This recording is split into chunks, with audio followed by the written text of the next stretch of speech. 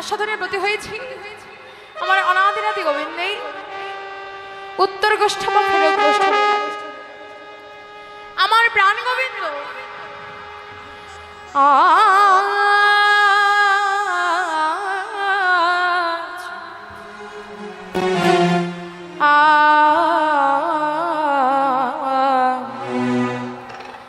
গোবিন্দ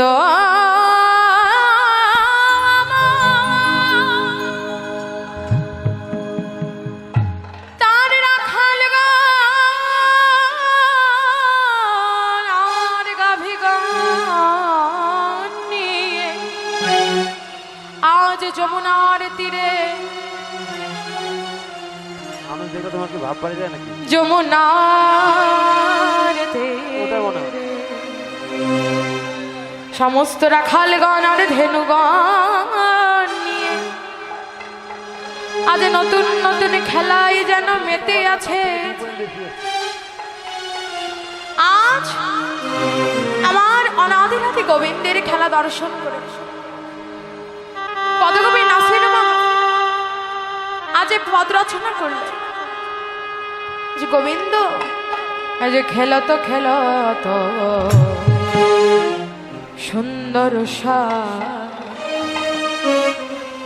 খেলত খেলত সুন্দর খেলত খেলত সুন্দর খেলত খেলত সুন্দর খেলত খেলত সুন্দর খেলত খেলত সুন্দর খেল তোরা সুন্দর মধুর মুরলী মধুর ধার খেল তোরা সুন্দর মধুর মুরলী মধুর ধার খেল তোরা সুন্দর মধুর মুরলী মধুর ধাম খেলত খেলত সুন্দর খেলত খেলত সুন্দর খেলত খেলত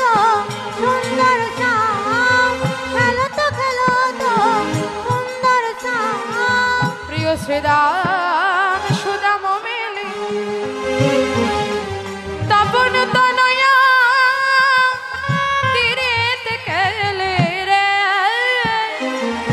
প্রিয় শ্রীরাম সুদাম মেলি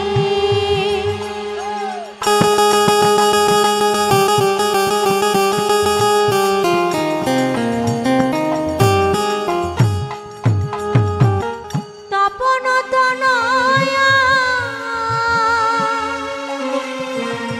তীরেতে খেলে রে ধবলি শ্যামলি আউরি আউরি ধবলি শ্যামলি আউরি আউরি ফোকারি চালো তো কানরে আগমনি গম বেদোষ লীলাই করো তো গছ বিহার রে আগমনি গম বেদোষ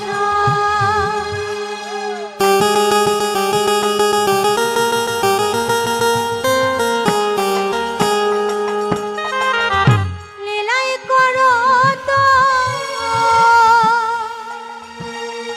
গঠ বিহার রে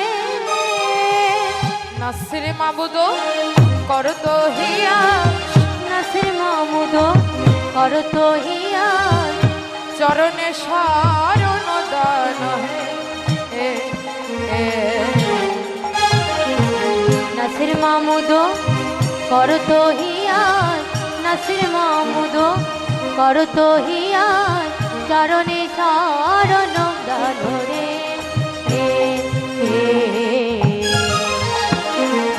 আজ নাসির মাহমুদ যিনি ছিলেন মুসলিম আজ তিনি মুসলিম হলেও গোবিন্দ চরণে মিনতি রেখে বলছে হে গোবিন্দ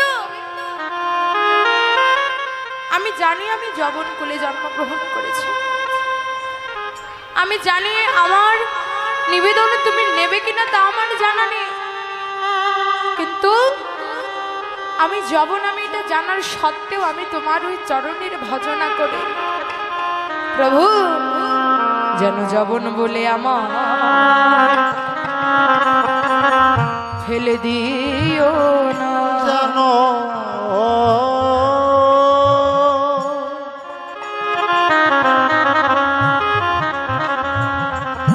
যেন যবন বলে আমার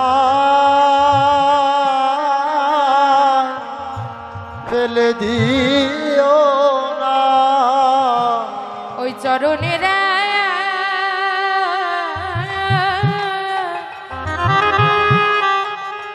ওই চরণের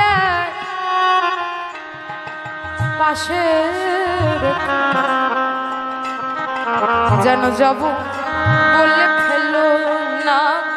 চরণের পাশে রেখো মনের এক পাশে রেখো, যবন বলে ফেলে দিও না। চরণের এক পাশে রেখো, চরণের এক পাশে রেখো যবন বলে ফেলে দিও না। চরণের এক পাশে রেখো, যবন বলে ফেলে দিও না। চরণের এক পাশে রেখো। শুধু এই নিবেদন করা রইল, হৃদয় যবন বলে ফেলে দিও না। এই নিবেদন করা রইল, যবন বলে ফেলে দিও না। আমায় যবন বলে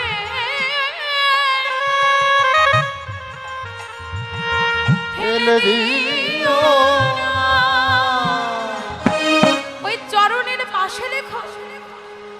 আজ সেই মুসলিম ঘরে জন্মগ্রহণ করে যাব নাসির মাহমুদ, তিনি আমার গোবিন্দ চরণে মিনতি রাখলেন, বাবা যে যে ধর্মেরই হোক না কেন, ভজনটা যদি সঠিক হয়, ভজনটা যদি সঠিক হয়, যে জন্য ডাকার মতো ডাকতে পেরেছে আমার গোবিন্দ, সেই ভক্তের কাছে সারা জীবন দাস হয়েছে।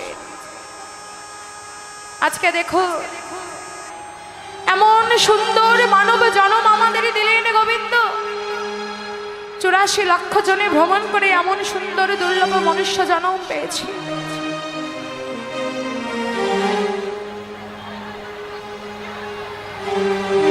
আশি লক্ষ বার জন্মগ্রহণ করেছি বিভিন্ন কীট পতঙ্গ জলজ রূপে, 4 লক্ষ বার জন্মগ্রহণ করেছি মনুষ্য রূপে। মাগো জানিতা হরিবার হরে কৃষ্ণ, এই যে মায়েরা এত কথা বললে হবে?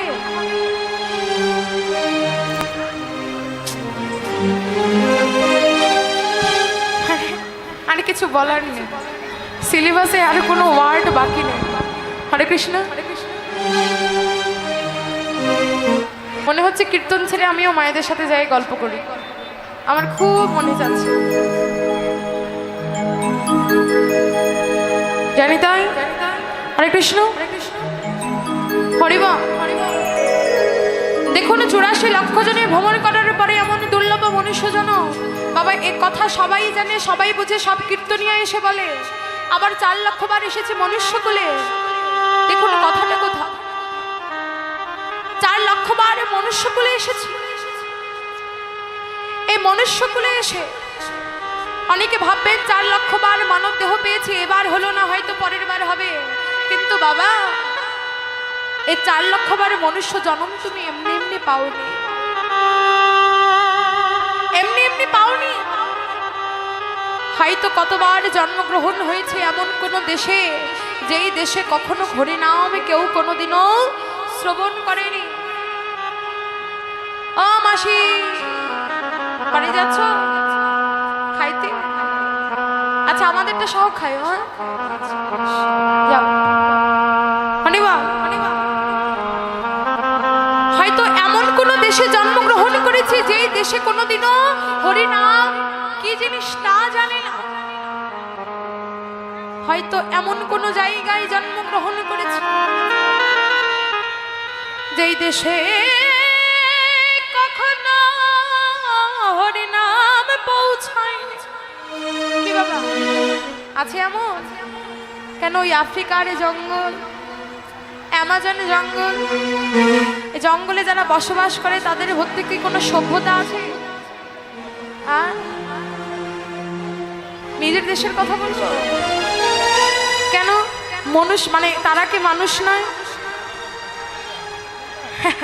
হরিবা, এই যে জন্মগ্রহণ করলে শুধু বাংলাদেশে করেছেন, এবার না হয় বাংলাদেশে করেছেন, এর আগেও তো অন্য দেশেও করতে পারেন, এর কোনো গ্যারান্টি আছে? হ্যাঁ, তারাও মানুষ, আমরাও মানুষ, জানি তা। এই যে সুন্দরবনে যারা থাকে তাদের মধ্যে অনেক সভ্যতা আছে, কিন্তু এমন এমন জায়গা রয়েছে যে জায়গায় এখনো সভ্য মানুষ সভ্যতা গিয়ে পৌঁছায়নি। এই যে আমাদের পার্শ্ববর্তী দেশ ভারত, বর্তমানে জনসংখ্যার মধ্যে শ্রেষ্ঠ, তাই না? জনসংখ্যা কত? হ্যাঁ, 140 কোটি প্রায়। আচ্ছা, এত জনসংখ্যার সত্ত্বেও আমরা দেখি যে দেশটি কত উন্নত, কিন্তু ভারতের এমন জায়গা রয়েছে, এমন এমন গ্রাম রয়েছে যেখানে এখনো কারেন্ট নেই, যেখানকার মানুষ এখনো শৌচাগার মাঠে গিয়ে করে, দেখবে। তাহলে সেই জায়গার মানুষ দিন আনতে দিন ফুরায়, একবেলা খেতে পারে না। আরে ভাবুন তো, একবেলা খেতে না পারলে হরিনাম করবে কি করে? সেটা সেই সভ্যতা, সেই ধর্ম জ্ঞানই তো তাদের মধ্যে নেই। এতবার ঘুরে ঘুরে আবার দেখবেন অনেকে বিকলাঙ্গ হয়ে জন্মগ্রহণ করে। কি বাবা করে তো? অনেকে পঙ্গু হয়ে জন্মগ্রহণ করে, অনেকে প্রতিবন্ধী হয়ে জন্মগ্রহণ করে। এতভাবে জন্মগ্রহণ করেছে, তারাও মানুষ, আমরাও মানুষ, কিন্তু পার্থক্যটা কোথায়? না, আমরা আমাদের মধ্যে কোনো অপূর্ণতা নেই। কি বাবা? আমরা চাইলেই কৃষ্ণ বলিতে পারি, আমরা চাইলেও এ কর দিয়ে সাধুগুরু বৈষ্ণবের চরণ ধুলে মাখিতে মাখতে পারি, চাইলেই হরিনাম অমৃত সুধায় নিজেকে ভাসিয়ে দিতে পারি। এমন দুর্লভ মনুষ্য জনম পেয়ে, এমন ভজন যোগ্য দেহ পেয়ে, একদিন কৃষ্ণ বলে ডাকিলাম না, ডাকার মতো বুঝি ডাকা হলো না, হলো না রে। বাবা, যদি মনে করো এই জন্মে হলো না, এবার আবার যদি মনুষ্যকুলে জন্মগ্রহণ করি তবেই করব, কিন্তু কে বলিতে পারে বাবা? মনুষ্য রূপে এটাই তোমার শেষের জন্ম। এ জন্মে যদি কৃষ্ণ সেবায় নিজেকে না লাগানো যায়, আবার 84 লক্ষ জনে ভ্রমণ করিতে হবে ধরা মাঝে। ধরা মাঝে ভ্রমণ করিতে করিতে যতদিন না এ দেহ কৃষ্ণ সেবায় লাগে, ততদিন ভ্রমণ করিতে করিতে আসিতে হবে পৃথিবীর বুকে। পৃথিবী